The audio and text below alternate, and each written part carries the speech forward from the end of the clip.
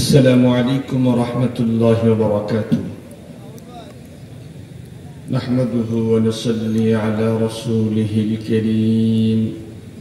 أما بعد فأعوذ بالله من الشيطان الرجيم. بسم الله الرحمن الرحيم.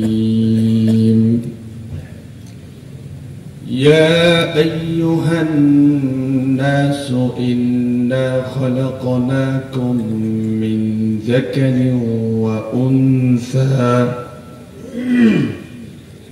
وجعلناكم شعوبا وقبائل لتعارفوا إن أكرمكم عند الله أتقاكم. وقال رسول الله صلى الله عليه وسلم: اتقوا فراسة المؤمن فإنه ينزل بنور الله،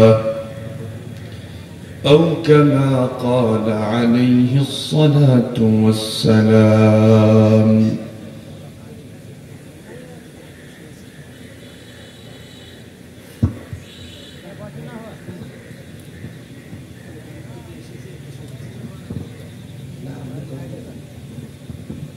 মাশাআল্লাহ, আমাদের সামনে প্রধান অতিথি আমাদের মাহফিলে এসেছে। আল্লাহ রাব্বুল আলামিন আমাদের আল্লাহু মাওলানাল আযীম সাদাকা রাসূলুহুন নাবিয়্যুল উম্মিয়ুল কারীম ونحن على ذلك لمن الشاهدين والشاكرين والذاكرين والحمد لله رب العالمين. اللهم صل على محمد وعلى آل محمد كما صليت على إبراهيم وعلى آل إبراهيم إنك حميد مجيد. اللهم بارك على محمد وعلى آل محمد كما باركت على إبراهيم وعلى آل إبراهيم إنك حميد مجيد. يا رب صل وسلم دائما أبدا على حبيبك خير الخلق كلهم، بلغ العلا بكماله كشف الدجى بجماله،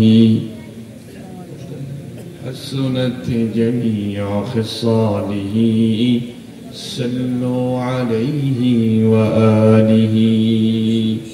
معزز محترم عبدالكار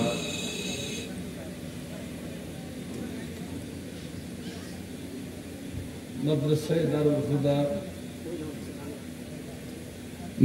দারুল হুদা মহিলা মাদ্রাসা কর্তৃক আয়োজিত আজকের এই মাহফিলের শ্রদ্ধাভাজন সম্মানিত সভাপতি সাহেব হযরত মুআজ্জাজ মুকাররম বুজুর্গ উলামায়ে কেরাম, আমার সামনে বসা বিভিন্ন অঞ্চল হতে আগত সমাগত সম্মানিত সুধী, সর্বপ্রথম আল্লাহ পাকের আলিশান দরবারে আমরা সকলেই শুকর গুজার হচ্ছি যে মহান রব্বুল আলামিন আমাদেরকে অত্যন্ত ভালোবেসে মায়া করে মহব্বত করে আজকের এই মুহূর্ত পর্যন্ত আল্লাহ পাক আমাদেরকে সুস্থ সবল রেখে কোরআনে হাকিমের মহব্বতে জান্নাতের টুকরা বাগানে কোরআন এবং হাদিস মন্থন করা কিছু আলোচনা যেই মহান মালিক আমাদেরকে শোনার মতো তৌফিক দান করলেন, সেই রব্বি কারীমের দরবারে আমরা সকলেই জবান খুলে ভক্তি সহকারে আবেগ আপ্লুত কণ্ঠে সকলেই কালিমাতুশ শুকর আদায় করি আলহামদুলিল্লাহ। মুহতারাম হাজিরিন, আমি আপনাদের সামনে কোরআন আল কারীমের 26 নম্বর পারা 14 নম্বর পৃষ্ঠার মাঝখান থেকে একটি সূরা বর্ণিত হয়েছে। সূরাটির নাম হলো সূরাতুল হুজুরাত। এই সূরার 13 নম্বর আয়াতে কারিমা তেলাওয়াত করেছি। আল্লাহ রাসূলের অসংখ্য অগণিত আহাদিসে মুবারাকা থেকে ছোট্ট একটি হাদিসের টুকরা পাঠ করেছি।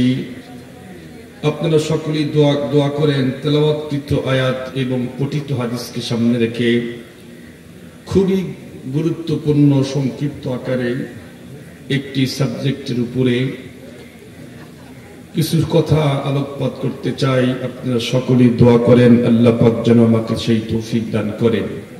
মুহতারাম হাজিরিন, সূরাতুল হুজুরাতের 13 নম্বর আয়াতে কারিমাতে আল্লাহ পাক রব্বুল আলামিন तमाम পৃথিবীর সকল মানুষদেরকে ডাক দিয়া আল্লাহ পাক কিছু কথা বলেছেন।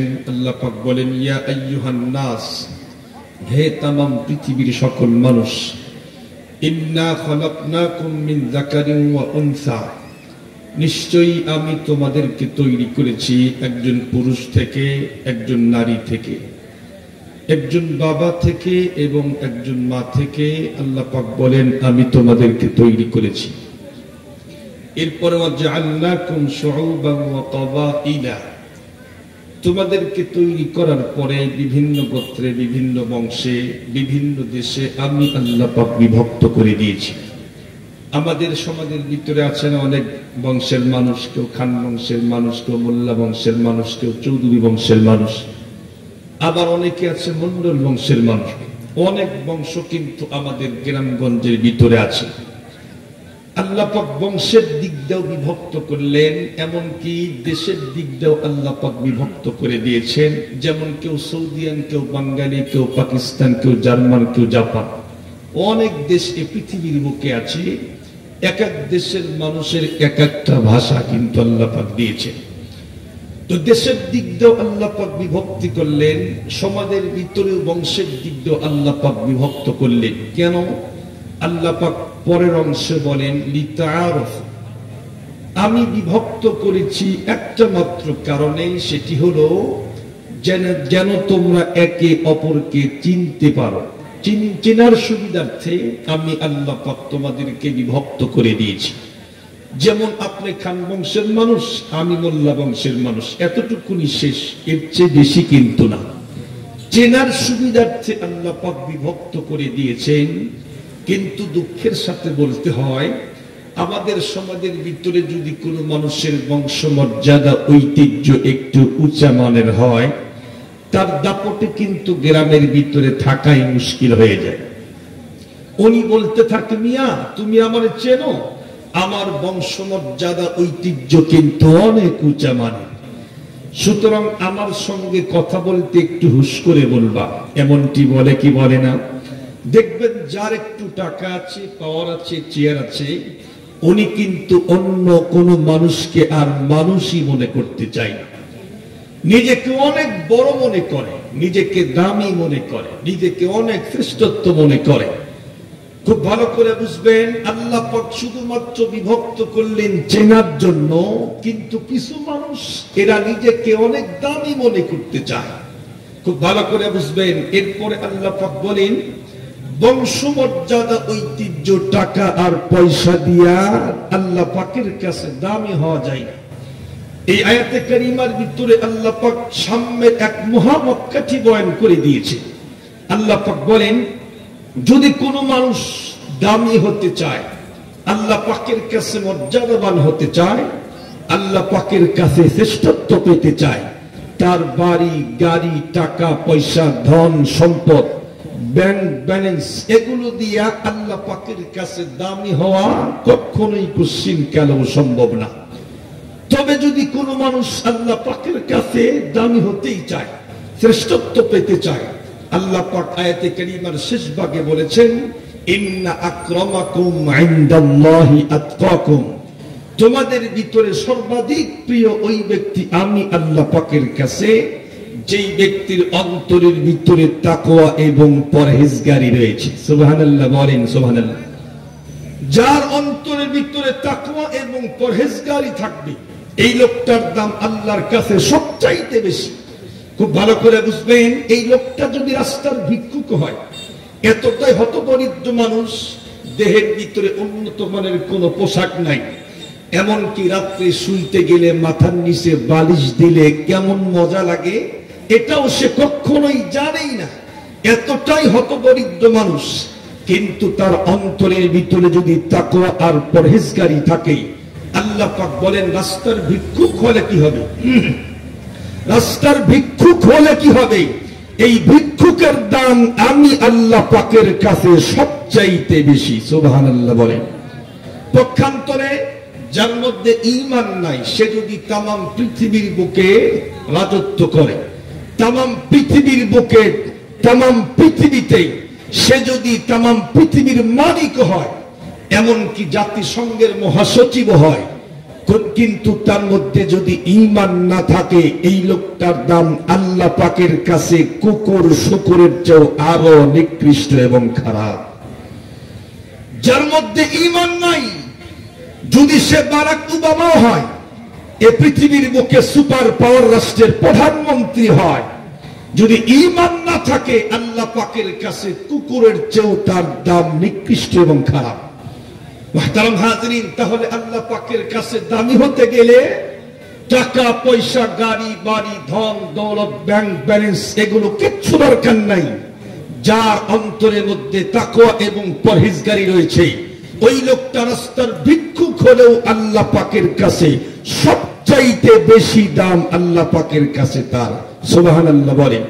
মুহতারাম হাজরিন, এখন প্রশ্ন করবেন, হুজুর তাকওয়া অর্জন করলেই যদি এত দামি হওয়া যায়, এই তাকওয়া কাকে বলে? পরহেজগারি কাকে বলে? খুব ভালো করে বুঝবেন। আল্লাহ রাসূল বলেছেন, আল হালালু বায়্যিনুন ওয়াল হারামু বায়্যিনুন ওয়া বাইনাহুমা মুশতাবিহাত। হালাল সুস্পষ্ট একটা জিনিস, হারামও সুস্পষ্ট একটা জিনিস। আপনারা বলুন তো দেখি, সুদ ঘুষ হালাল নাকি হারাম? হারাম, এটা সকলেই জানে, নামাজ পড়লেও জানে, না পড়লেও জানে। ইসলাম মানুক আর না মানুক, সুদ ঘুষ এটা হারাম, তামাম পৃথিবীর সব মানুষই জানে। আপনারা বলেন তো দেখি, ব্যবসা আল্লাহ পাক হালাল করেছে কিনা? ওয়া আহাল্লাল্লাহুল বাই, আল্লাহ পাক বলেন ব্যবসা হালাল। ব্যবসা যে হালাল এটাও সকলেই জানে। এক কথায় হারাম যেটা, এটাও সুস্পষ্ট, হালাল যেটা, এটাও সুস্পষ্ট। কিন্তু এই দুইটার মাঝখানে এমন কিছু বস্তু আছে যেগুলো মানুষদেরকে সন্দেহের মধ্যে ফেলে দেয়, যেগুলো মানুষদেরকে সন্দেহের মধ্যে ফেলে দেয়। ফর এক্সাম্পল হিসেবে বলি, অনেক সময় এমন আসে যে এই টাকাগুলো আমার জন্য হালাল নাকি হারাম আমার তো বুঝে আসতেছে না। এই চাকরি করা আমার জন্য হালাল নাকি হারাম এটাও আমার বুঝে আসতেছে না। এই খাবারটা আমার জন্য হালাল নাকি হারাম এটা আমার বুঝে আসতেছে না। সন্দেহের সম্মুখীন যেই কাজের মধ্যে হবে, যদি কোন একজন মুসলমান সন্দেহযুক্ত বস্তুকেও এড়িয়ে চলে, অ্যাভয়েড করে চলে, এই লোকটা হলো মুত্তাকি আর পরহেজগার আল্লাহওয়ালা। সুবহানাল্লাহ বলেন, সুবহানাল্লাহ। যেই কাজটা করতে গেলেই সন্দেহ হবে এটা কি হালাল নাকি হারাম, এই কাজটা আমি করতেই যাব না, তাহলে হবে মুত্তাকি আর পরহেজগারের আলামত। একটা মিসাল দিলে খুব ভালো বুঝবেন। আল্লাহ পাক তামাম পৃথিবীর বুকে সবগুলি মুমিন মুসলমানদেরকে বলেছেন, মুমিন মুসলমান নারী এবং পুরুষদেরকে বলেছেন, তোমাদের চক্ষু সংযত করো, ইজ্জত এমনিতেই সংরক্ষিত হয়ে যাবে। আল্লাহ পাক বলেন, কুল্লিল মুমিনিন ইয়াগুদ্দু মিন আবসারিহিম ওয়া ইয়াহফাযু ফুরুজাহুম ওয়া কুল্লিল মুমিনাতি ইয়াগুদ্দুনা মিন আবসারিহিন্না ওয়া ইয়াহফাযনা ফুরুজাহুন্না। আল্লাহ পাক বলেন, তোমাদের চক্ষু সংযত করো, ইজ্জত এমনিতেই ভালো হয়ে যাবে। চোখের কথা আল্লাহ পাক কেন বললেন? আমার যেটা মনে হয়, চোখ দিয়েই সবচাইতে বড় বড় গুনাহ হয়। যেমন আপনি সুন্দরী একটা মহিলাকে দেখলেন, দেখার পরে কি দেখলাম, আবার দেখতে মনে চায়, আবার দেখলেন, আবার দেখতে মনে চায়। যতবার দেখবেন ততবার কিন্তু আকৃষ্ট হবেন। আকৃষ্ট হতে হতে এক সময় কিন্তু ইফটিজিং থেকে ধর্ষণ হতে পারে কি পারে না? অবশ্যই পারে। যদি আপনি প্রথমেই না দেখতেন তাহলে কখনোই কশ্চিনকালে ইফটিজিং পর্যন্ত যাইতই না।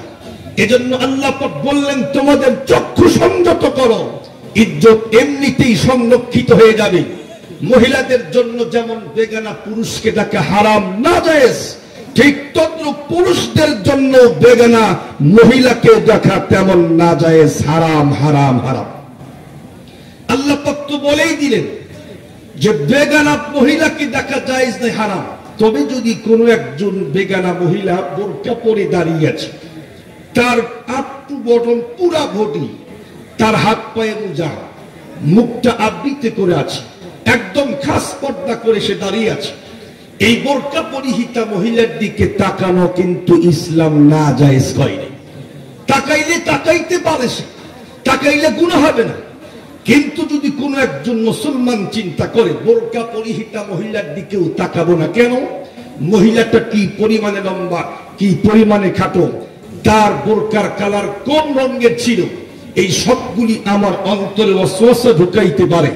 এই ভয়েও যদি কোনো একজন মুসলমান বোরকা পরিহিতা মহিলার দিকেও না তাকায়, এই লোকটা হলো মুত্তাকি আর পরহেজগার আল্লাহওয়ালা। সুবহানাল্লাহ, সুবহানাল্লাহ বলেন। মুহতারাম হাজিরিন, টাইম খুব সংক্ষিপ্ত, আরো একটু ক্লিয়ার করলে ভালো বুঝবেন। একদিন ইবনে কাবকে রাদিয়াল্লাহু তাআলা আনহুকে হযরত ওমর ফারুক জিজ্ঞেস করলেন, ভাই মুত্তাকি কাকে বলে, পরহেজগার কাকে বলে, একটু বলবেন কি? হযরত ইবনে কাব রাদিয়াল্লাহু তাআলা আনহু উনি প্রশ্নের উত্তর না দিয়ে উল্টো আরো প্রশ্ন ছুড়ে মারলেন, ভাই ওমর, আপনি কি কখনো কাঁটাযুক্ত রাস্তায় চলেছেন? হযরত ওমর ফারুক বললেন, হ্যাঁ অবশ্যই চলেছি। ইবনে কাব বললেন, কেমনে চলছেন একটু আমারে বলেন তো। ওমর ফারুক রাদিয়াল্লাহু তাআলা আনহু তখন বলতেছিলেন, কাঁটাযুক্ত রাস্তায় যখন আমি চলেছি, এতটাই সতর্কতা অবলম্বন করেছি, আমি পা দেখে দেখে ফেলেছি, এমনকি আমার দেহের সবগুলি কাপড় চোপড় গুটায় নিয়েছি। কেন? যেন রাস্তার কাটার সঙ্গে আমার দেহ এবং কাপড়ের সঙ্গে টাচ পর্যন্ত না লাগে। ইবনে কাব রাদিয়াল্লাহু তাআলা আনহু বললেন, এটাই হলো মুত্তাকি আর পরহেজগার আল্লাহওয়ালা, যেই ব্যক্তি দুনিয়ার বুকে চলবে বটে, কিন্তু দুনিয়ার সব রকমের গুনাহ থেকে বেঁচে থাকবে, গুনাহের সঙ্গে তার কখনোই কশ্চিনকালেও টাচ পর্যন্ত লাগবে না। এই লোকটা হলো মুত্তাকি আর পরহেজগার আল্লাহওয়ালা। সুবহানাল্লাহ, সুবহানাল্লাহ বলেন। মুহতারাম হাজিরিন, গুনাহ থেকে বাঁচা কিন্তু চারটিখানি কথা নয়, গুনাহ কিন্তু সাংঘাতিক মজার জিনিস। যেমন দুই একটা বলি, ব্যাংকে 20 লাখ টাকা রেখে প্রত্যেক মাসে সেখান থেকে সুদের টাকা উঠাইয়া মোটর সাইকেল পাশার নিচে দিয়া মোষের মধ্যে তেল দিয়া কামাই না করে খাওয়া আর ঘুরে বেড়ানো, কিন্তু এটা অনেক মজা। টেবিলের নিচ দিয়া 5 লাখ টাকা ঘুষ নেওয়া, এটা অনেক মজার কাজ। যেই সমস্ত মানুষ মোবাইলের ভিতরে উলঙ্গনারী ডান্স পর্যন্ত দেখি, এটা অনেক মজার কাজ। খুব ভালো করে বুঝবেন, গুনাহ কিন্তু অনেক মজার কাজ। গুনাহ থেকে বাঁচা চারটিখানি কথা নয়। তবে যদি কোনো মানুষ আল্লাহ পাকের ভয়ে, আল্লাহ পাকের মহব্বত অন্তরে ঢুকায়া দুনিয়ার সব রকমের গুনাহ থেকে বাঁচতে পারে, আল্লাহ পাক বলেন এই লোকটা মুত্তাকি আর পরহেজগার আল্লাহওয়ালা। সুবহানাল্লাহ বললেন না? সুবহানাল্লাহ। মুহতারাম হাজিরিন, গুনাহ থেকে বাঁচতে হবে। এখন আরেকটা প্রশ্ন, হুজুর গুনাহ থেকে বাঁচা তো চারটিখানি কথা নয়, এখন আপনার কথাই না হয় সব রকমের গুনাহ বাদ দিলাম, আমাদের লাভটা কি হবে? আল্লাহ পাক বলেন, যারা গুনাহ ছেড়ে দিল তারা আমি আল্লাহ পাকের দোস্ত হয়ে গেল। সুবহানাল্লাহ। আল্লাহ পাক বলেন, ইন আউলিয়াউহু ইল্লাল মুত্তাকুন। আল্লাহ পাক বলেন, যারা মুত্তাকি আর পরহেজগার তারা হলো স্বয়ং আমি আল্লাহ পাকের দোস্ত। সুবহানাল্লাহ, সুবহানাল্লাহ। এরপর আল্লাহ পাক আরেকটা আয়াতের মধ্যে বলেন, আলা ইন্না আউলিয়া আল্লাহ লা খাউফুন আলাইহিম ওয়ালা হুম ইয়াহজানুন। জেনে রাখো, যারা আমি আল্লাহ পাকের দোস্ত হয়, বন্ধু হয়, তাদের কোনো টেনশন নাই, তাদের কোনো পেরেশানি, দুঃখ, কষ্ট কিচ্ছু নাই। সুবহানাল্লাহ বলেন। মুহতারাম হাজিরিন, এই মুত্তাকি আর পরহেজগার হওয়ার জন্য আল্লাহ পাক বিভিন্ন আয়াতে কারিমার ভিতরে বান্দাকে তাকিদ দিয়ে বলেছেন। কোন আয়াতের মধ্যে একবার বলছেন তোমরা মুত্তাকি হও, কোন আয়াতের মধ্যে 2 বার বলেছেন তোমরা মুত্তাকি হও, কোন আয়াতের মধ্যে একটা আয়াতের মধ্যে আল্লাহ পাক 3 বার বলছেন তোমরা মুত্তাকি হও। এতবার তাকিদ দিলেন কেন? আমার যেটা মনে হয় সেটা হলো, দিন যত ঘটতেছে, দিন যত অতিবাহিত হচ্ছে, মুসলমানদের সংখ্যা কিন্তু আস্তে আস্তে বাড়তেছে। আমরা মাঝে মধ্যেই দেখি হিন্দু থেকে খ্রিস্টান থেকে মুসলিম, খ্রিস্টান থেকে মুসলিম, বৌদ্ধ থেকে মুসলিম, গোটা এক পরিবার মুসলমান হয়ে গেছে। মুসলমানদের সংখ্যা দিন দিন বাড়তেছে, কিন্তু মুত্তাকি আর পরহেজগারীর সংখ্যা কিন্তু দিন দিন কমে যাচ্ছে। পৃথিবীর বুকে মুসলমানদের সংখ্যা কিন্তু কম না। এখন বর্তমান রিপোর্ট হলো পৃথিবীর বুকে 250 কোটি মুসলমান বসবাস করে। এত মুসলমান পৃথিবীতে থাকার পরেও ইহুদি খ্রিস্টান নাস্তিক বেঈমানরা মুসলমানকে দেখে আর ভয় করতে চায় না। কেন? মুসলমানদের সংখ্যা অনেক বেশি, কিন্তু মুসলমানদের অন্তরে তাকওয়া আর পরহেজগারি নাই।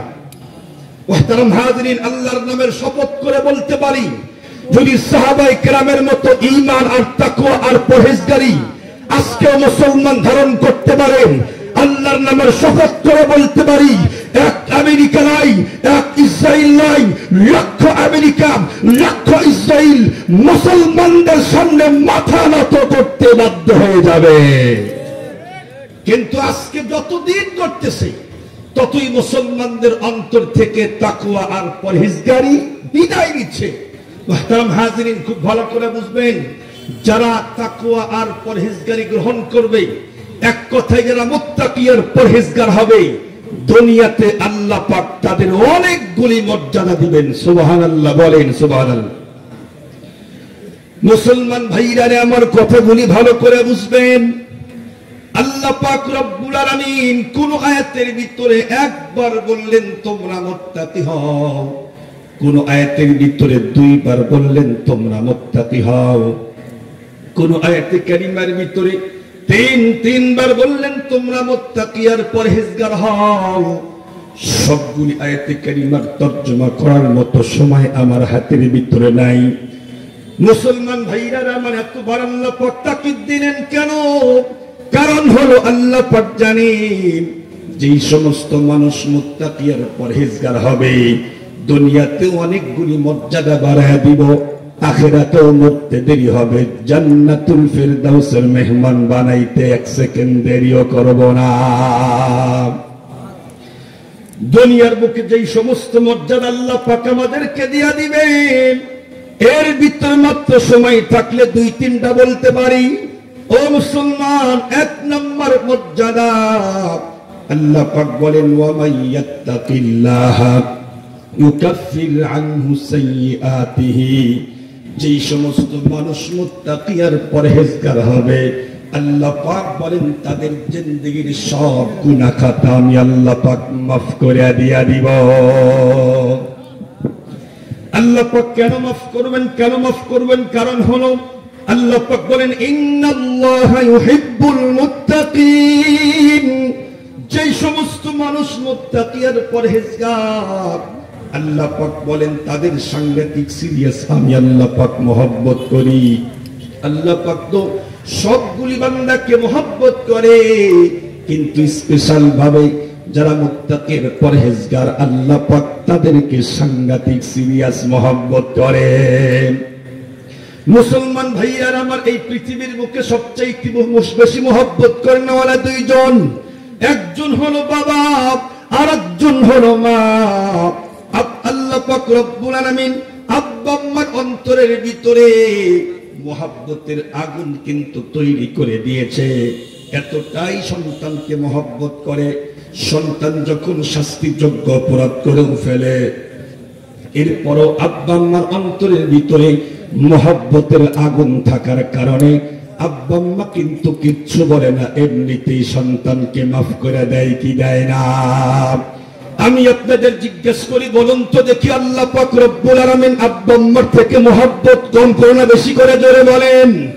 আল্লাহ পাক রব্বুল আলামিন বলেন, খলাকতু বিয়াদাই, আমি আমার প্রত্যেকটা বান্দা বান্দাকে নিজ হাত দিয়ে বানাইলাম। এতটাই সাংঘাতিক মহব্বত করি। আল্লাহ পাক বলেন, মুত্তাকি আর পরহেজগার বান্দারা গুনাহ করতেই পারে, কারণ হলো মানুষ তো নফসের ধোঁকায় পড়ে, শয়তানের ধোঁকায় পড়ে গুনাহ করেই ফেলবে, কিন্তু মুত্তাকি আর পরহেজগার বান্দার এত বড় মর্যাদা। আল্লাহ পাক বলেন গুনাহ করতে দেরি হবে, আমি আল্লাহ পাক তাদের গুনাহ মাফ করতে দেরি করব না। সুবহানাল্লাহ বলেন, সুবহানাল্লাহ। মুসলমান ভাইরা আমার, এটি হলো 1 নম্বর মর্যাদা। 2 নম্বর হলো ওয়ায়ুযিল্লাহু আজরা। আল্লাহ পাক বলেন বান্দার আমলের রেট অনেক গুণ পর্যন্ত বাড়ায়া দে। তার মানে হলো কাজ করবে কম, বেতন হবে বেশি। আমাদের সমাজের ভিতরে, আমাদের দেশের ভিতরে এমন সিস্টেম আছে কি কিছু কিছু মানুষ আছে তারা কিন্তু কলমের খোসায় লক্ষ টাকা ইনকাম করে। আবার দেখবেন কিছু মানুষ আছে অনেক পরিশ্রম করে, বেতন কিন্তু অনেক কম।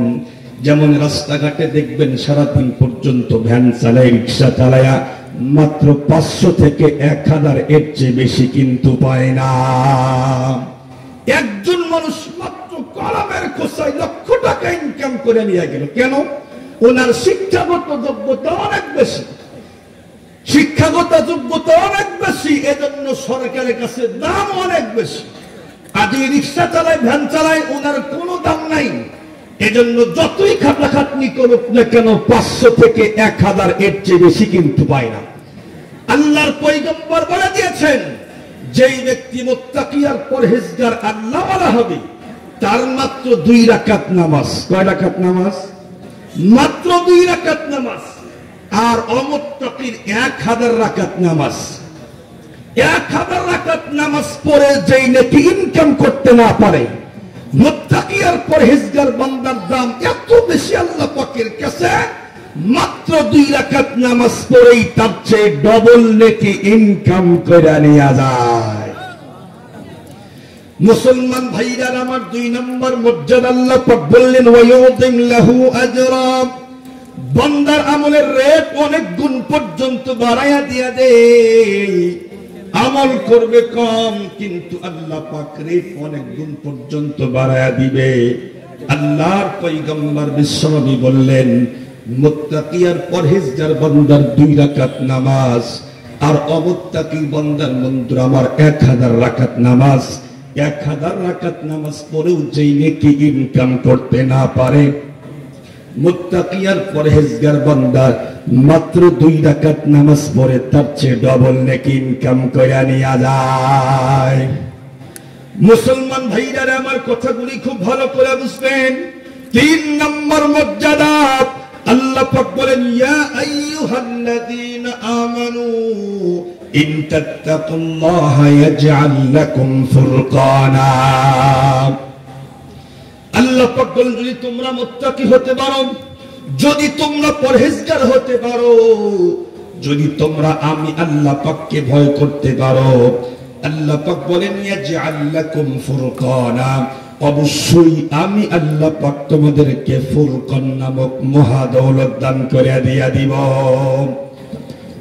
মুসলমান ভাইরা আমার, এখন বুঝার বিষয় হলো ফুরকান কাকে বলে। তাফসীর খুলে দেখেন, ফুরকান হলো এমন একটা আধ্যাত্মিক জ্ঞান, এমন একটা অন্তরচক্ষু আল্লাহ পাক দান করবে, যে অন্তরচক্ষুর মাধ্যমে বান্দা মুহূর্তের ভিতরে হক বাতিল, খাত নিকাত, ভালো মন্দ, বেজাল নির্বেজাল মুহূর্তের মধ্যেই বান্দা কিন্তু আজ করতে পারবে। সুবহানাল্লাহ। এমন একটা অন্তরচক্ষু আল্লাহ পাক দান করবেন, এমন একটা আল্লাহ পাক অন্তর দান করবেন, যে অন্তর দ্বারা বান্দা মুহূর্তের মধ্যেই সবকিছু আর কাজ করতে পারবে। এ মুসলমান, মাত্র 2-1টা মিসাল দিলেই খুব ভালো বুঝবেন। আল্লাহর পয়গম্বরের বিশিষ্ট একজন সাহাবী ছিলেন সিদ্দিক আকবর রাদিয়াল্লাহু তাআলা আনহু। সিদ্দিক আকবর রাদিয়াল্লাহু তাআলা আনহু ইন্তেকালের পূর্বে তার কলিজার টুকরা সন্তান আম্মাজান হযরত আয়েশা সিদ্দিকা রাদিয়াল্লাহু তাআলা আনহাকে কাছে ডাকলেন এবং বলা শুরু করলেন, আম্মু শোনো, আমার ইন্তেকালের পরে তোমরা যে 2 জন বোন আছো, তোমরা 2 জন বোন, তোমরা 2 জন ভাই, এই 4 জন মিলে আমার সমুদয় সম্পত্তি তোমরা ইনসাফ ভিত্তিক বন্টন করে নিয়ে নিবা। সিদ্দিক আকবর বললেন, আমার ইন্তেকালের পরে তোমরা 4 জন ভাই বোন মিলে আমার সম্পত্তি ইনসাফ ভিত্তিক বন্টন করে নিয়ে নিবা। সঙ্গে সঙ্গে আম্মাজান হযরত আয়েশা সিদ্দিকা বললেন, আব্বু শোনেন, আপনি যে বললেন তোমরা 2 জন ভাই, তোমরা 2 জন বোন, ভাই তো দুইজন ঠিক আছে, কিন্তু আমার তো আর অন্য আর একটা বোন নাই, আপনার তো কন্যা সন্তান শুধুমাত্র কেবলমাত্র আমি একাই, আপনার তো আর কোনো কন্যা সন্তান নাই, তাহলে আপনি আমার আর একজন বোন পেলেন কোথায়? আমরা তো মাত্র, আমি তো একটাই আপনার মেয়ে, কন্যা সন্তান তো আমি একাই, তাহলে আপনি বোন পেলেন কোথায়? সিদ্দিক আকবর বললেন, শোনো শোনো, আমার অন্তর দৃষ্টি বলে, আমার অন্তর বলে তোমার আম্মাদান তো সন্তান সম্ভব না, তোমার আম্মার গর্ভে সন্তান আছে, কিন্তু আমার অন্তর বলে যেই সন্তানটা তোমার আম্মার গর্ভে আছে এটা কন্যা সন্তান হবে। সুবহানাল্লাহ বলে। যখন তোমার আম্মা সন্তান প্রসব করবে তাকায় দেখবা আল্লাহ পাক তোমার আম্মার গর্ভে কন্যা সন্তান দিয়েছে। যখনই তোমার আম্মার গর্ভে কন্যা সন্তান হবে তখন তো তোমরা দুইজন বোন হইবা, এজন্য আমি অগ্রিম বলে দিলাম তোমরা দুইজন বোন। সুবহানাল্লাহ বলেন, সুবহানাল্লাহ। মুসলমান ভাইরা আমার কথাগুলি খুব ভালো করে বুঝবেন। সিদ্দিক আকবর রাদিয়াল্লাহু তাআলা আনহু এই মেসেজ দেওয়ার পরে মাত্রই কয়েকদিনের ভিতরে ইন্তেকাল করলেন। এর মুসলমান মাত্র 2-3 মাসের ব্যবধানে সিদ্দিক আকবর রাদিয়াল্লাহু তাআলা আনহুর স্ত্রী সন্তান প্রসব করলো। আম্মা জান হযরত আয়েশা সিদ্দিকা তাকায় দেখে আব্বু যা বলেছিলেন আল্লাহ পাক আব্বুর কথা 100% সত্য করে দিয়েছে। তাকায় দেখে আম্মার গর্ভে ফুটফুটে কন্যা সন্তান আল্লাহ পাক দান করে দিয়েছেন। মুসলমান ভাইরা আমার, আমি আপনাদের জিজ্ঞেস করি, বলেন তো দেখি সিদ্দিক আকবর কেমনে বুঝলো? কেমনে বুঝলো? সিদ্দিক আকবর বললেন তোমার আম্মার গর্ভে কন্যা সন্তান হবে, উনি যা বলেছিলেন 100% সত্য হয়ে গেল।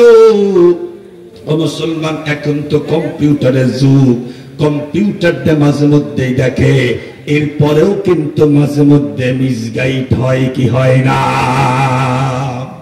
দেখবেন সন্তান যখন পেটের মধ্যে আসে সকালেও যায় বিকেলেও যায়, যখন সন্তান একটু বড় হয় হাত কোন দিকে আছে পা কোন দিকে আছে পানি শুকিয়ে গেল কিনা, বিশেষ করে ছেলে হবে নাকি মেয়ে হবে, যদি ডাক্তার রিপোর্ট পেশ করে কম্পিউটার বলছে আপনার এবার ছেলে সন্তান হবে, এতটাই মহা খুশি হয়, সেখান থেকে আসার সময় কিন্তু মিষ্টি কিনে নিয়ে আসে, এসে এলাকার মধ্যে বিতরণ করে শেষ। শুধু মিষ্টি খান, কিসের মিষ্টি? আরে বুঝেন না আমার আহলিয়ার তো ছেলে সন্তান হবে, হইছে না? এখনো হয়নি। কে বললো? আরে কম্পিউটার বলছে। খুশির চোটে এলাকার মধ্যে মিষ্টি দিয়া শেষ করে দিল, কিন্তু যখনই 2 মাস পরে বাচ্চা হয় তাকায় দেখে ইয়া আল্লাহ মুখটা কালা, মেয়ে সন্তান হয়েছে। এমনটি হয় কি হয় না? তার মানে কম্পিউটার যে রিপোর্ট দিলে মাঝে মধ্যে মিস হয়। আমরা আমার চোখে দেখা কথা, আমি দেখেছি কম্পিউটার যখন বলেছে আপনার কন্যা হবে, মনটা তো খুবই খারাপ। আগেও কন্যা হয়েছে আবার হলো, মুশকিল না? এখন তো স্লোগান হলো একটা হলেই ভালো হয়, 2টার বেশি আর না। তো প্রথম যখন সন্তান হয়েছে ছেলে সন্তান, আরেকটা নিয়তি করছে যদি আল্লাহ মেয়ে দেয় জীবনে সন্তানই নিব না। সেখানে কম্পিউটার রিপোর্ট পেশ করলো আবার আপনার আগেও মেয়ে হয়েছে এখনো মেয়ে হবে, এজন্য মনটা খুবই খারাপ, মনটা খুবই খারাপ। কিন্তু যখন 2 মাস পরে বাচ্চা হয় তাকায় দেখে আল্লাহ পাক মুখ তুলে তাকাইছে, ছেলে সন্তান দিছে। সুবহানাল্লাহ কোন একটু ধরে। তার মানে কম্পিউটার যে রিপোর্ট পেশ করে মাঝে মধ্যেই কিন্তু আমরা তাকায় দেখি কম্পিউটার পর্যন্ত মিসগাইড করে, কিন্তু সিদ্দিক আকবর রাদিয়াল্লাহু তাআলা আনহু বললেন আমি দেখতেছি আমার অন্তর্দৃষ্টি বলে তোমার আম্মার গর্ভে কন্যা সন্তান হবে। সিদ্দিক আকবর যা বলেছিল আল্লাহ পাক রব্বুল আলামিন তার কথা 100% সত্য করে দিয়েছে। সুবহানাল্লাহ, সুবহানাল্লাহ, সুবহানাল্লাহ বলেন। মুসলমান ভাইরা আমার, তখন তো কম্পিউটার ছিল না। সিদ্দিক আকবর কেমনে বুঝলো? কেমনে বুঝলো? আল্লাহ পাক তো বলে দিয়েছেন ইয়াজআল লাকুম ফুরকানা, যদি তোমরা মুত্তাকি হও, যদি তোমরা আমি আল্লাহ পাককে ভয় করতে পারো তাহলে অবশ্যই আমি আল্লাহ পাক তোমাদেরকে ফুরকান দেব, অন্তরচক্ষু দান করব, যেই অন্তরচক্ষুর মাধ্যমেই তোমরা মুহূর্তের মধ্যেই সবকিছু ইয়াস করতে পারবে। সুবহানাল্লাহ। এখন প্রশ্ন, হুজুর তারা তো সাহাবায়ে কেরাম ছিলেন, এজন্য মনে হয় বুঝতে পেরেছেন, আমরা মনে হয় পারবো না, তাই নাকি? না, আল্লাহ পাক বলেছেন যে মুত্তাকি হবে তাকেই এই জ্ঞান দান করব। আর একটা ছোট্ট মেসাল পেশ করি, সেটি হলো আপনারা শুনেছেন হযরত জুনায়েদ বাগদাদী রাহমাতুল্লাহ আলাইহি একজন বিশাল বড় আল্লাহর ওলি ছিলেন। এই জুনায়েদ বাগদাদী একদিন মসজিদের বারান্দায় বসে আছেন। এই মুহূর্তেই এক আগন্তুক যুবক এসে সালাম করে বলল, ওগো আল্লাহর ওলি, আমি আপনার কাছ থেকে একটা হাদিসের মর্ম জানতে চাই, তথ্য জানতে চাই, ব্যাখ্যা জানতে চাই। হযরত জুনায়েদ বাগদাদী তাকায় দেখেন যে লোকটা আসছে তার সামনে, ওনার মাথার মধ্যে বিশাল বড় পাগড়ি পেছানো, মুখের মধ্যে লম্বা দাড়ি, দেহের মধ্যে লম্বা জুব্বা পরা। এত একজন ভালো মানুষ আল্লাহর ওলি আসতে তার সামনে। এই যুবকটি এসেই বলল, ওগো আল্লাহর ওলি, আমি আপনার কাছ থেকে একটা হাদিসের মর্ম জানতে চাই। জুনায়েদ বাগদাদী বলল, বলো দেখি তোমার কি হাদিস, কোন হাদিস তুমি একটু বলো। সঙ্গে সঙ্গে এই যুবক বলা শুরু করলো, ইত্তাকু ফিরাসাতাল মুমিন ফাইন্নাহু ইয়ানজুরু বিনুরিল্লাহ। ইত্তাকু ফিরাসাতাল মুমিন, তোমরা মুমিনের অন্তর্দৃষ্টিকে ভয় করো, তোমরা মুমিনের অন্তরচক্ষুকে ভয় করো। কেন কেন কেন? কারণ মুমিন তো নিজের চোখ দিয়ে দেখে না, মুমিন ডাইরেক্ট আল্লাহ পাকের নূর দ্বারা দেখতে থাকে। সুবহানাল্লাহ। হযরত জুনায়েদ বাগদাদী রাহমাতুল্লাহি আলাইহি এই হাদিসখানা একবার তেলাওয়াত করলেন, পাঠ করলেন। পাঠ করার সঙ্গে সঙ্গে এই যুবকের দিকে ঘুরে তাকালেন, তাকায়াই বলা শুরু করলেন, এই খ্রিস্টানের বাচ্চা খ্রিস্টান, আল্লাহু আকবার, জোরে বলেন আল্লাহু আকবার। এই যুবকের দিকে তাকায়াই বললেন, এই খ্রিস্টানের বাচ্চা খ্রিস্টান।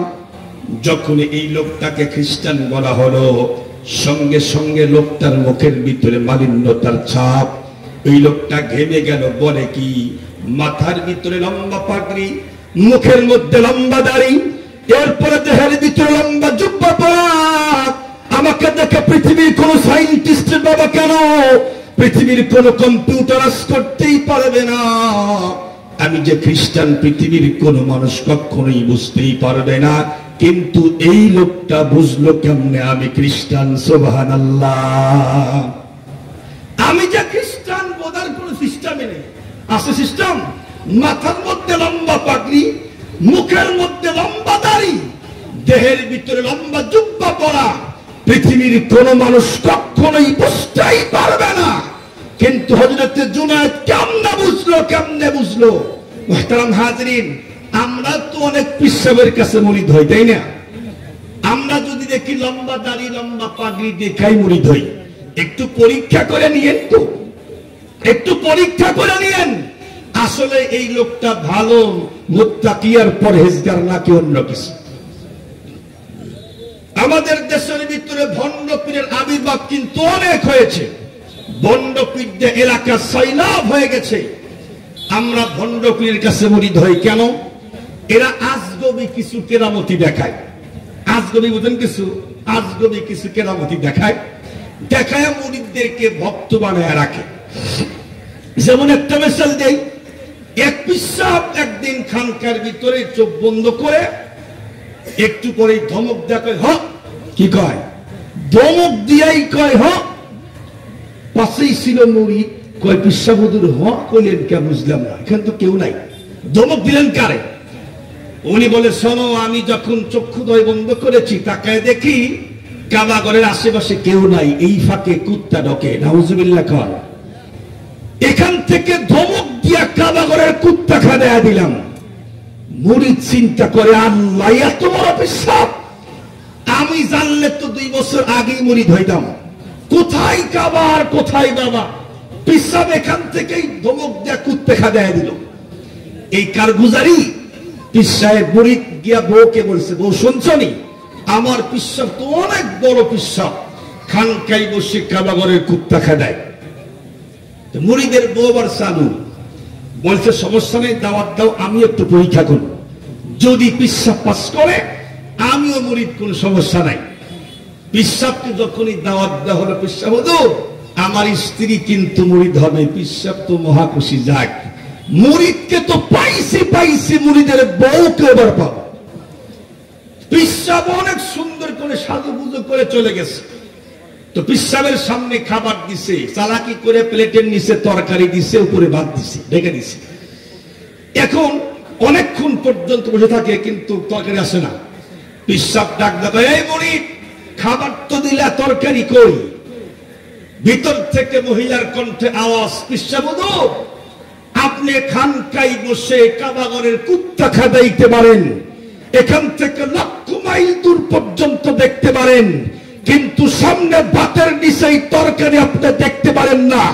আপনার মতো ভণ্ড পীরকে জুতা পেটা করা দরকার। এই জাতীয় ভণ্ড পীর আছে না নাই? এরা এলাকার মধ্যে ঢুকলেই মানুষদেরকে মুরিদ করে ঈমান নষ্ট করে, এরা জাহান্নামের আসামি বানায়া দিয়া দেয়। এজন্য প্রত্যেকটা মুসলমানদের ঈমানি দায়িত্ব, যে এলাকার মধ্যে যখন যেভাবে এই সমস্ত বাতিল পিসাবের আগমন ঘটবে, এক হাতে ঝাড়ু আর এক হাতে জুতালিয়া এদেরকে পিটাইতে এলাকা ছাড়তে বাধ্য করে দিয়া দিবে। আর তা না হলে কিন্তু মুরিদ বানাইব, ঈমান নষ্ট করব। তো মুরিদ হবেন, হন, কিন্তু সমস্যা নাই, একটু পরীক্ষা করে নিয়েন। এই যুবক মুসলমান খ্রিস্টান হওয়ার পরেও পরীক্ষা করার জন্য আসছে।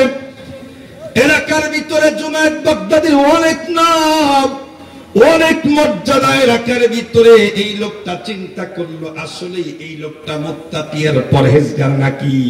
কারণ আমি তো কোরআনের ভিতরে পড়েছি, যারা মুত্তাকি আর পরহেজগার আল্লাহওয়ালা হয়, যারা মুত্তাকি আর পরহেজগার আল্লাহওয়ালা হয়, তাদের অন্তর চক্ষু তো অবশ্যই খোলা থাকে। আমাকে দেখে পৃথিবীর কোন মানুষ বুঝবে না আমি খ্রিস্টান, এজন্যই পরীক্ষা করার জন্য আসছে। এসেই বলল, ও গো আল্লাহর ওলি জুনায়েদ বাগদাদি, এই হাদিসের মর্মটা একটু আমারে জানায়া দেন। জুনায়েদ বাগদাদি রাহমাতুল্লাহি আলাইহি হাদিস খান একবার তেলাওয়াত করে এই লোকটার দিকে তাকায়াই বলল, এই খ্রিস্টানের বাচ্চা খ্রিস্টান, এই হাদিসের মর্ম হলো আল্লাহ পাক রব্বুল আলামিন এই মুহূর্তে তোমাকে কালেমা পড়ে মুসলমান হতে আদেশ করেছেন। সুবহানাল্লাহ। মুসলমান ভাইরা আমার সঙ্গে সঙ্গে এই যুবকটি বলল, হুজুর শোনেন, আমি আপনাকে পরীক্ষা করার জন্য আসছি না, আমার পরীক্ষা হয়ে গেছে, আপনি গোল্ডেন প্লাস পেয়েছেন, সুতরাং আমি আর দেরি করতে চাই না, এই মুহূর্তে আমাকে কালেমা পড়ায়া মুসলমান বানায়া দিয়া দেন। জুনায়েদ বাগদাদি রাহমাতুল্লাহ আলাইহি ওনার চক্ষু খোলা ছিল। আল্লাহ পাক তো বলেই দিয়েছেন, যদি তোমরা মুত্তাকি আর পরহেজগার হও, আল্লাহ পাক তোমাদেরকে অন্তর চক্ষু দিবে, ফুরকান দান করবে। আল্লাহ পাক আমাদের সকলকে মুত্তাকি আর পরহেজগার হওয়ার তৌফিক দান করুন। আমিন কর, আমিন কর সকলে। আসসালামু আলাইকুম ওয়া রাহমাতুল্লাহি ওয়া বারাকাতুহু।